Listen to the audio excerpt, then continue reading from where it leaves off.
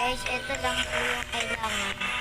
Ayan po, tapos para lumaki yung mga plant nyo po, ito lang po gagawin nyo. Kung gusto nyo po kung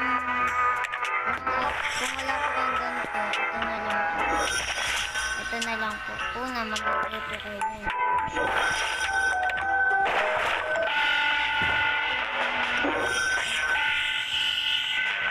Tapos, sigurado